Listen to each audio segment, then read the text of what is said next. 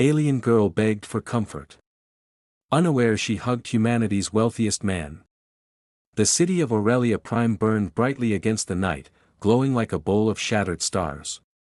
Towers of glass and metal reached high into the sky, their sides covered in shifting holograms that painted the streets in colors that never stayed still. Crowds moved in waves across the floating walkways. Air skimmers roared above. Markets buzzed. Every sound, every light, every smell felt bigger than life itself. Into this chaos stepped Lyra Valen, gripping a small silver data slate with both hands. She held it close to her chest the way a traveler holds their last piece of hope. Her skin shimmered a soft jade green under the neon lights, and the faint markings along her temples pulsed with nervous energy. She whispered to herself, barely loud enough to hear. Tomorrow, the Institute. Tomorrow my real life begins. The slate contained her acceptance letter to the Orion Institute of Advanced Sciences, the most respected school in the Orion Arm. It was the chance she had dreamed of since she was a child staring at textbooks older than she was. She had left her small moon settlement for this, believing hard work would be enough to carry her into a better future. But as she stepped off the crowded sky tram and joined the river of travelers on the lower platform, her wristcom chimed. A sudden, sharp sound. She froze. Her father's ID flickered over the device. Confused, she accepted the call. Her father appeared as a shaky blue hologram. His expression was nothing like the calm, steady man she knew. His markings were darker, his eyes full of panic. Lyra, listen to me, he said, voice breaking. Something terrible has happened. Lyra's heart tightened. Father? You're scaring me. What is it? They stole everything, he whispered. Our savings, your tuition. All of it. Gone. They used my credentials somehow. The bank can't recover it. The noise of Aurelia Prime seemed to fade around her. The bright lights blurred. Her breath caught in her throat. No, she said softly, shaking her head. That can't be real. Father, the Institute, my place, the payment is due in the morning. I tried to fix it, he said, voice cracking again. I'm so sorry, Lyra. I failed you. The call ended with a sharp flicker. Her hand trembled. The comm slipped from her fingers, hit the metal floor, and rolled toward the edge of the walkway.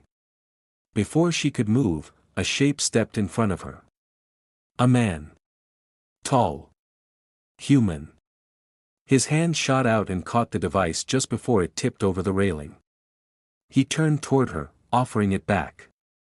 His presence was calm and controlled, almost strange in the chaos around them. He wore a dark coat that looked expensive even in neon light, and his short black hair held the shine of someone who took care of every detail. His eyes, a cold, deep gray, studied her with steady focus. Lyra took the comm with shaking fingers. Tears blurred her vision. I'm sorry, she said, voice breaking. She wasn't even sure why she apologized. For dropping it? For falling apart?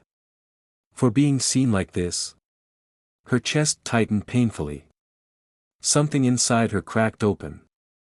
And the words slipped out before she could stop them. Please, pretend you know me, she whispered. Just for a moment. Please.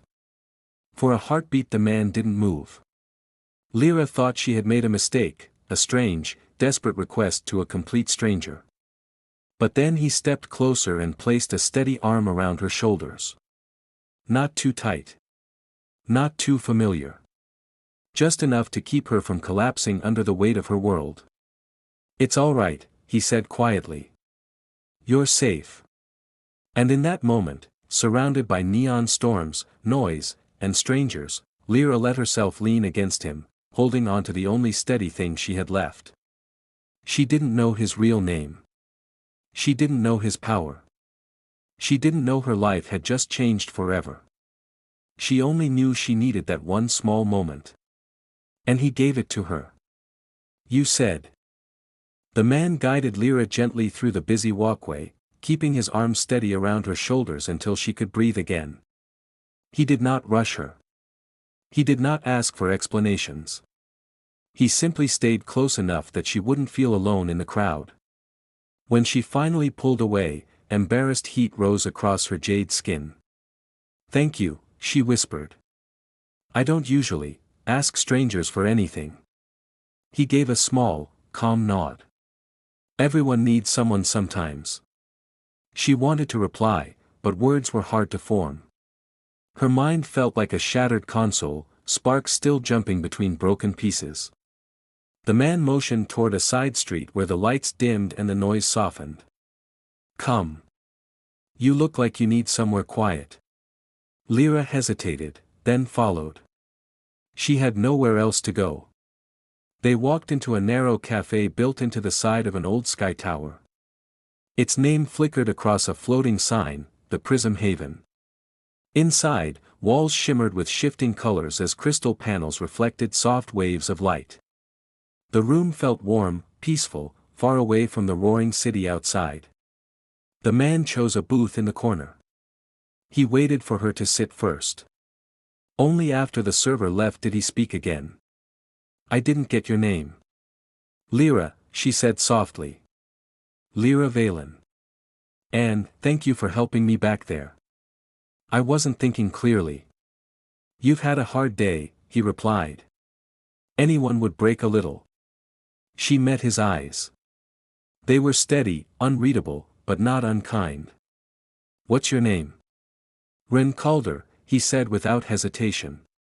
She believed him, because she had no reason not to, but something about the way he said it left a strange echo in her mind. Ren folded his hands on the table.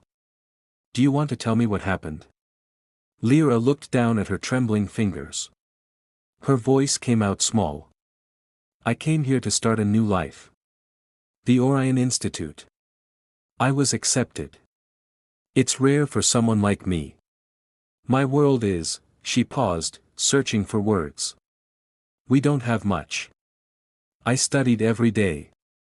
I saved everything I could. And now?" Ren asked gently. "The money is gone," she whispered.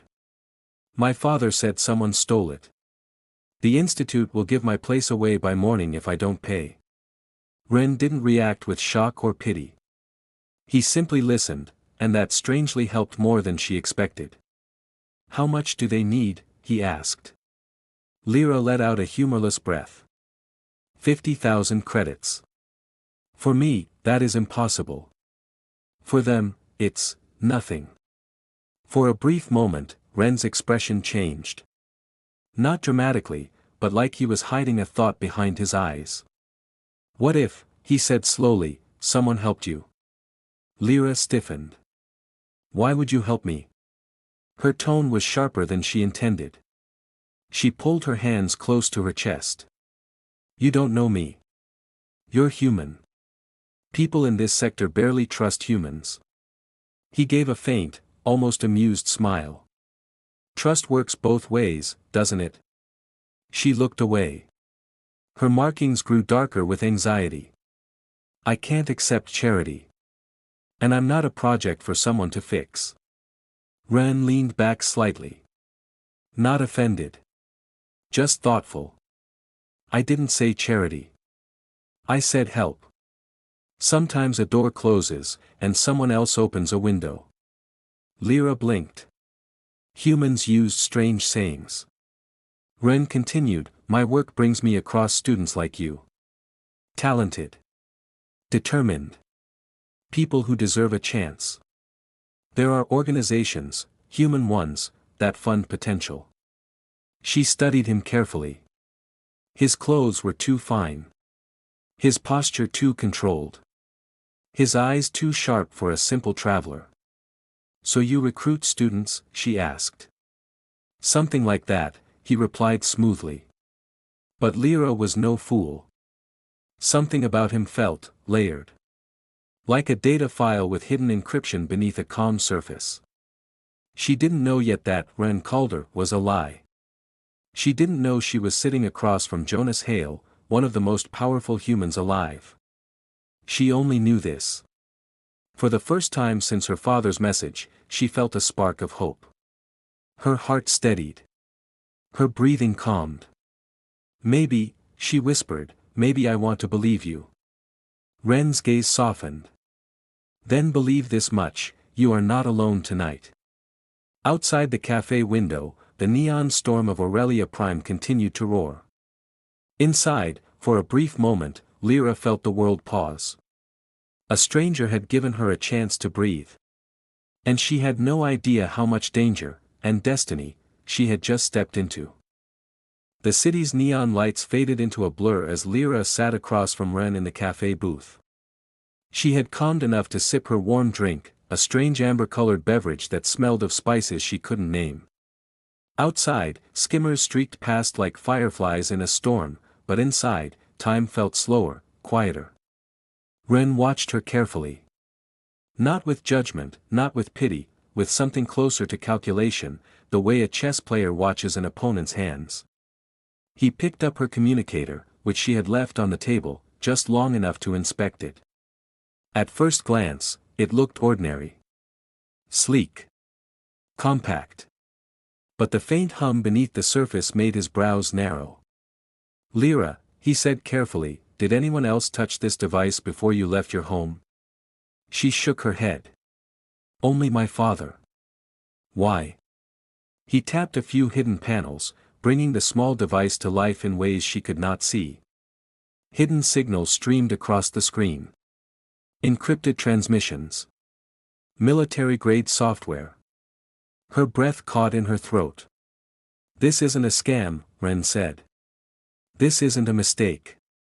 Someone is watching you. Tracking everything you do. The level of sophistication, it's not ordinary." Lyra's fingers gripped the edge of the table. Her markings shifted darker with fear. "Watching me? Why?" "I'm just a student." "Not just a student," he said, his voice low. "You were chosen. Someone wanted you to come here. Your placement at the institute, it wasn't random. And this," he gestured at her communicator, "is the proof." Her mind raced. "But, who? My father?" Ren's eyes sharpened. "Maybe. Maybe not. The network points to a group called the Proxima Directive, extremists who oppose humans expanding in this sector. They use manipulation, fear, and hidden agendas to achieve their goals. Your father's identity is connected. He's more than a local official. He's a deputy minister, someone powerful in the Interspecies Council. And this device, it was meant to control or observe you." Lyra's stomach twisted. She had never imagined her own father could be involved in anything dangerous, let alone something that threatened her life. Her mouth went dry. He would never hurt me," she said, voice trembling. "He raised me to believe in peace, in science, in fairness." Ren leaned forward. "Sometimes people hide what they truly believe, even from those they love. That doesn't mean you're at fault. But it does mean you're in danger, and someone, somewhere, is already counting on your skills." The reality hit her like a sharp comet. Her dream, the institute, her acceptance, it was all part of a plan she hadn't understood. Her fingers fidgeted with the sleeve of her coat. "So, the money? The tuition? Was that part of it too?" "Most likely," Ren said. "You were made desperate. They needed you to be willing to accept help from anyone who offered it. And tonight, you met me. Whether they planned that or not, I can't say. But you weren't acting alone.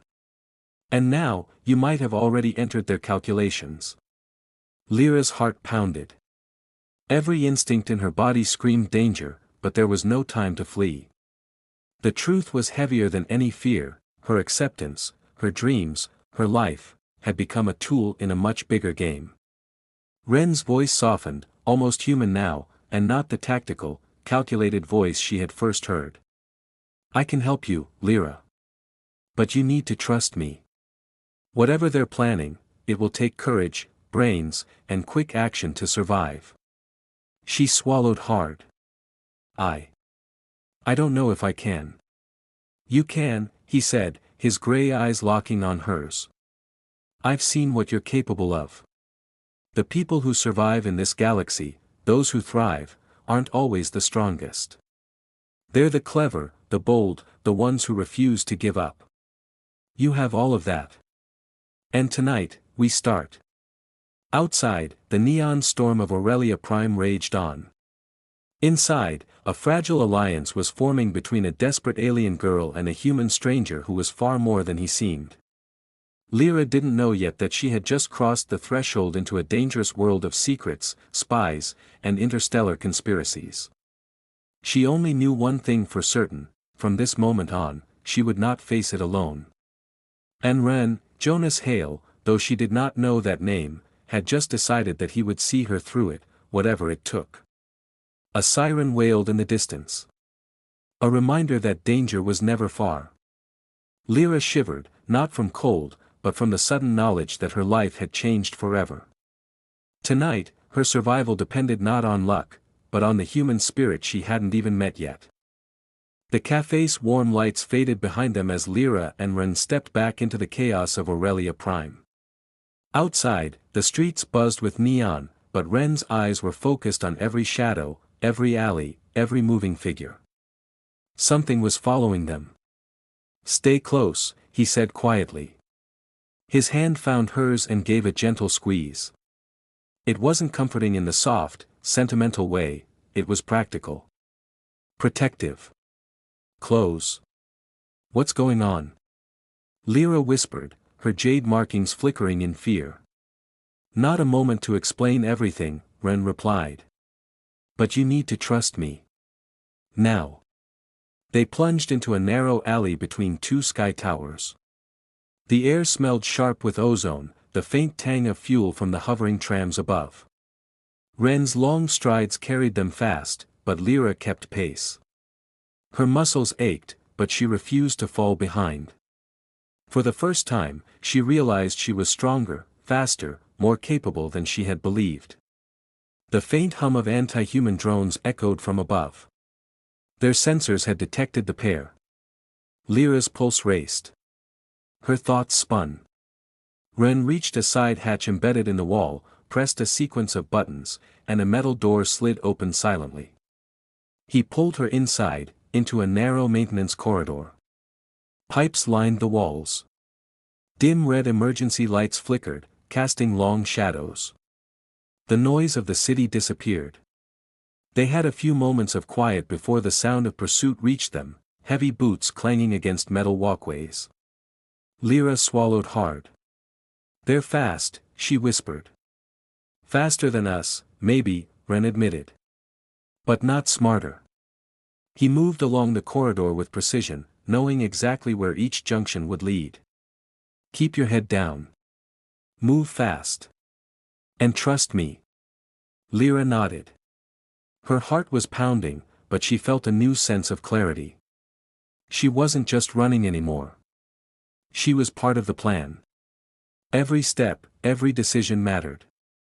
The corridor ended at a vertical ladder, a maintenance shaft that descended several floors.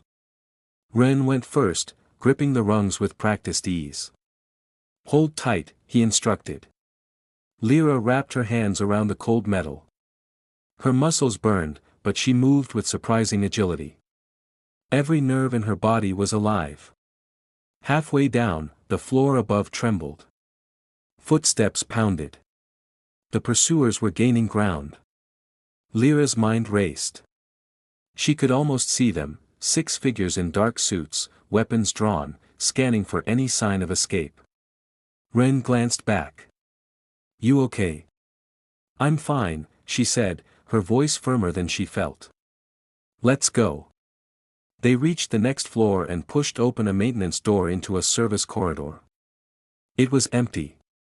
The walls were lined with old utility panels, cables running like veins across the ceiling.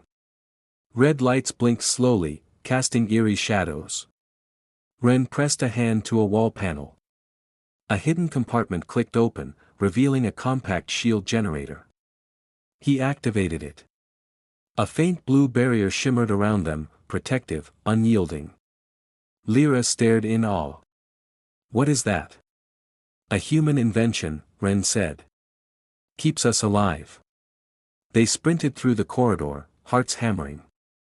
Every sense was heightened, every noise, every shadow, every faint vibration of the building. At the end of the corridor, an old service elevator waited. Ren's fingers flew over the control panel. The elevator hummed, doors sliding open.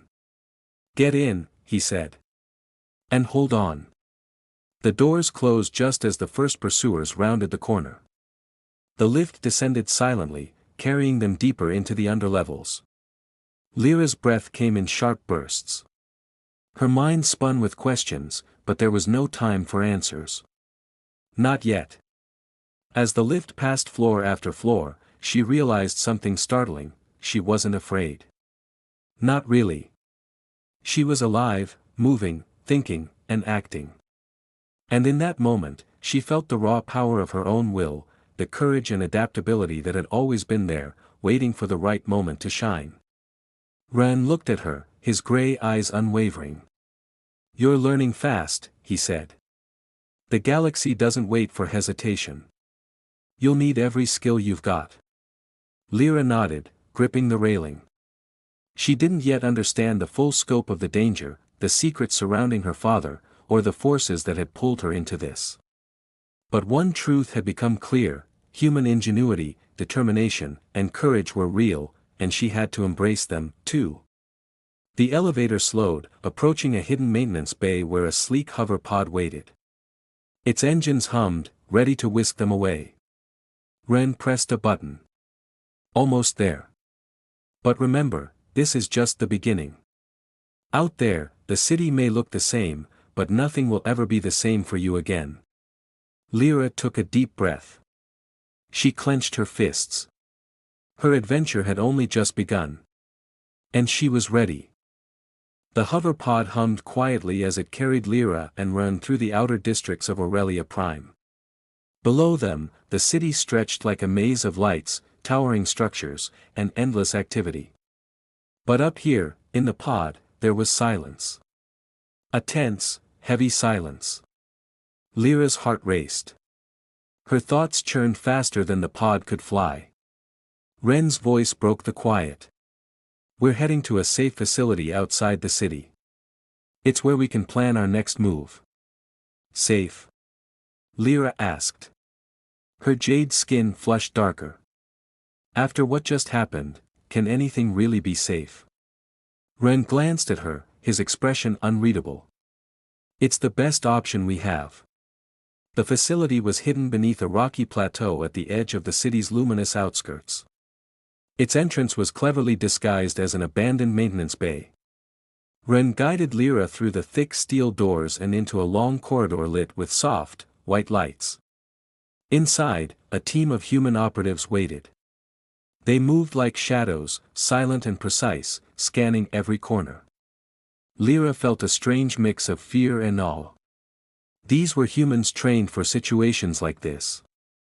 She had never seen this side of them before: their discipline, their coordination, their calm under pressure. Ren led her to a secure briefing room. Screens flickered to life, displaying encrypted messages, schematics, and holographic data streams. Lyra took a step forward, her eyes wide. She had been told about human technological advances, but seeing this in action made her realize the truth: humans had built themselves into masters of information, strategy, and survival. Ren turned to her, voice firm. This is what we've learned. Your father and a faction called the Proximate Directive are planning something dangerous. They've combined resources with corrupt officials at the Institute. Something called Project Cleansing. Lyra's stomach turned. Project, what? He showed her a series of files. It's a weapon. Biological. Designed to target human DNA specifically. Her hands shook. But, why me? You were selected, Ren said. Your research placement, it was no accident. They wanted your skills, your knowledge. They engineered your desperation so you would be willing to accept help from someone, anyone, who appeared trustworthy. Lyra swallowed hard. Her mind raced with disbelief. Her acceptance, her tuition problem, even her meeting with Ren, everything felt like pieces of a puzzle she hadn't realized existed. Ren's expression softened. I know it's a lot. But you're not alone. And more importantly, you're capable. The humans who thrive in this galaxy are not the strongest species physically. They survive because of ingenuity, adaptability, and courage. You have all of those traits. Lyra looked down at her hands. I don't know if I can stop them. I'm just a student.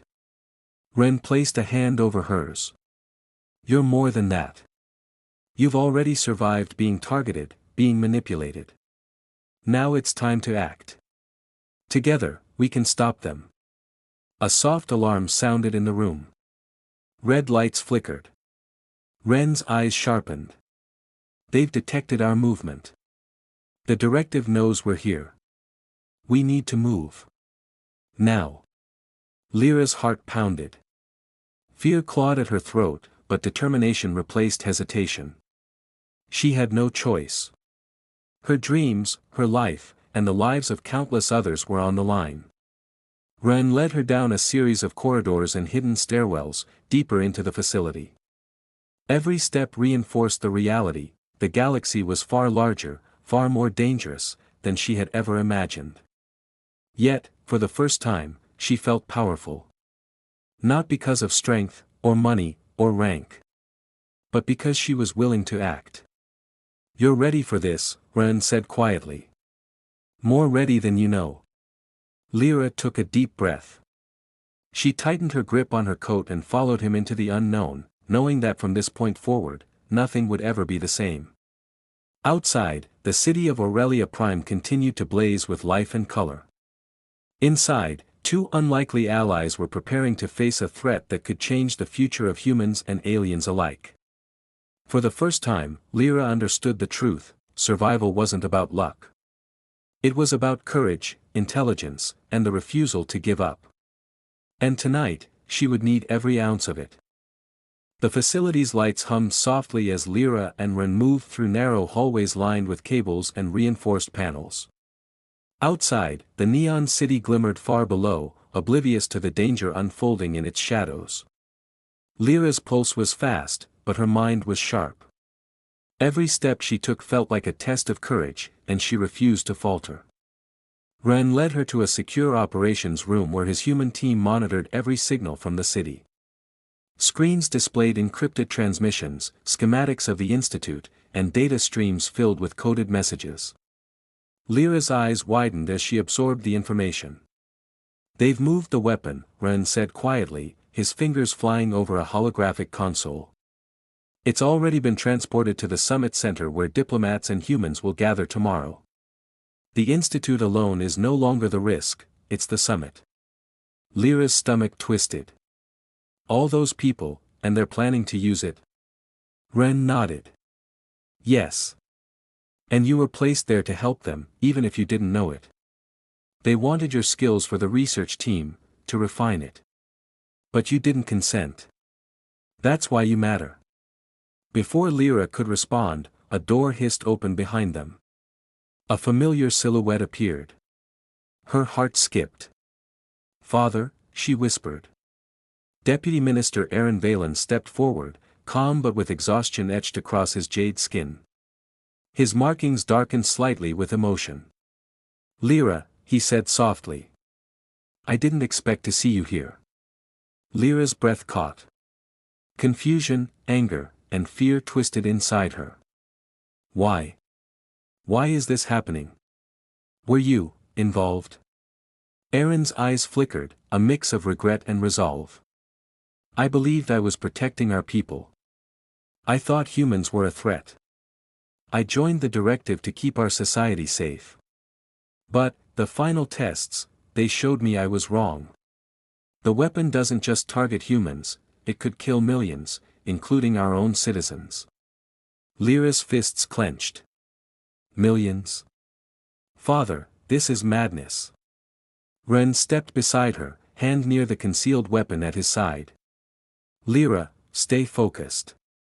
He may have changed, but the threat is real. We need to act. Eren nodded solemnly. You're right. I can't undo everything alone. But I can guide you. I know the summit, the security routes, the dispersal system, everything. Lyra studied her father. She had grown up trusting him, learning from him, believing in his guidance. But now she had to decide whether to trust the same man who had helped orchestrate a plan to use her. Why should we believe you? She asked, voice barely above a whisper. Because, he said firmly, if I fail now, billions will die. Including humans, including my own people. I can't let that happen. Not anymore. Ren's eyes narrowed. Then we move quickly. There's no time for hesitation. The trio prepared for departure. Ren activated a secure hover pod, while Eren pulled a small set of credentials from his coat. These will get us into the summit without alerting security, he explained. As they moved toward the transport, alarms blared throughout the facility. Red lights flashed. Lyra's pulse raced again. They know we're here, she said. Yes, Ren said. And they're coming for us. But we have the advantage now, information, timing, and preparation. They won't anticipate the plan we're about to execute. The hover pod lifted off, gliding silently over the glowing city. Lyra gripped the edge of the seat, her fear now tempered by resolve. She had seen her father's change, understood Ren's intentions, and realized the weight of what they faced. The summit loomed ahead, a gleaming structure at the heart of the diplomatic quarter. Its walls reflected the morning light, oblivious to the secret danger hidden inside. Ren glanced at her. This is it. Once we enter, everything depends on your courage and intellect. You're ready, Lyra. Trust yourself. She nodded, taking a deep breath. For the first time, she felt the true meaning of the human spirit Ren had spoken of, strength born not of power, but of courage, intelligence, and the will to act against impossible odds. The pod descended toward the summit entrance. Lyra's mind was focused. She was ready to face her father, the extremists, and the challenge that could change the future of humans and aliens alike. And as the doors of the summit opened, she realized something. Tonight, she would no longer be just a student. She would be a force, clever, determined, and unbroken. The summit building loomed before them like a fortress of glass and steel. Dawn's pale light reflected off the tall walls, painting the plaza in streaks of gold and violet. Diplomats, officials, and humans from across the sector were arriving, unaware of the danger hidden within the ventilation systems and laboratories above. Ren guided Lyra and her father, Eren, through a hidden service entrance. Their path was narrow, lined with utility panels and maintenance doors. Every sound echoed in the quiet corridors, amplifying tension. Lyra's heart beat rapidly, but she felt steady. The fear that had gripped her weeks ago had transformed into focus and determination. Once we reached the ventilation hub, Ren whispered, we neutralized the weapon. No mistakes. This is humanity's and your people's future. Eren nodded, his expression taut. I know the layout.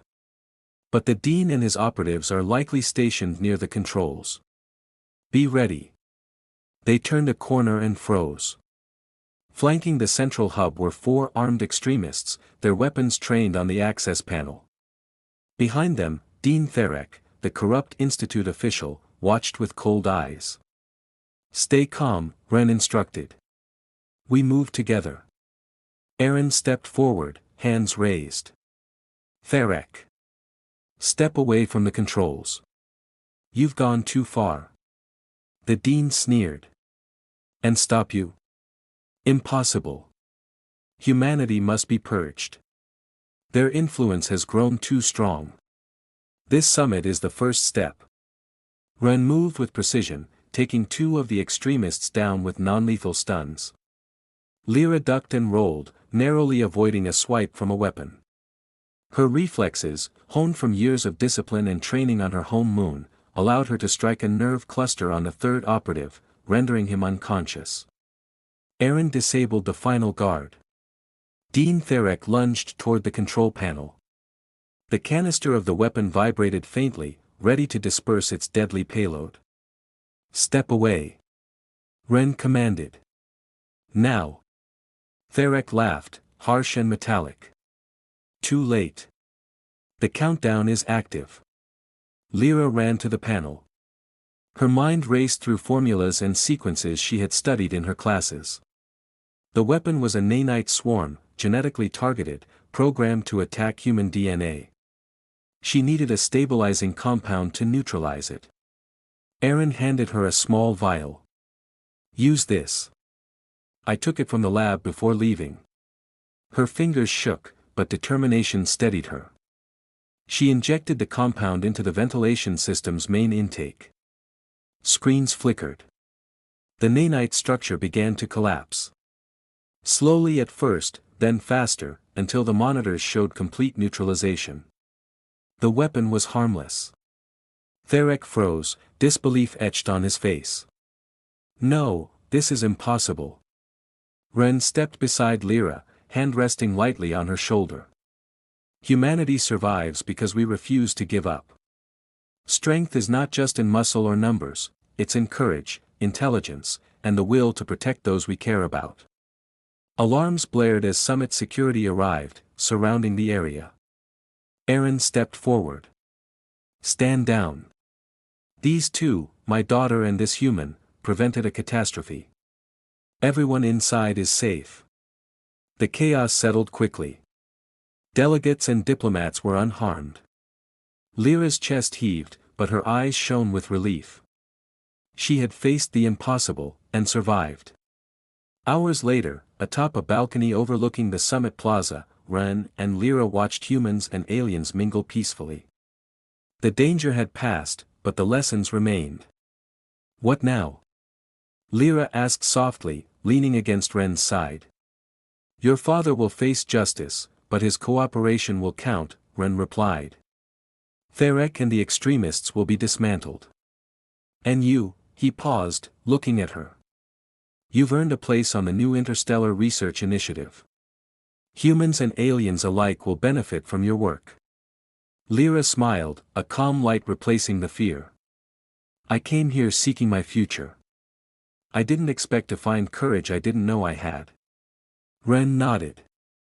"Humans survive not because they are strongest, but because they rise when it matters most. And so do those who stand with them." The sun rose fully over Aurelia Prime, bathing the summit in golden light. A new day had begun, for Lyra, for humanity, and perhaps for the fragile but growing bond between species across the stars. The camera would pull back to show the city alive with energy and hope. For a moment, the universe seemed to pause, acknowledging that even in the face of unimaginable danger, the courage of one determined human, and one brave alien, could change everything. The mission was complete. The world was safe. And yet, the galaxy had many more challenges ahead.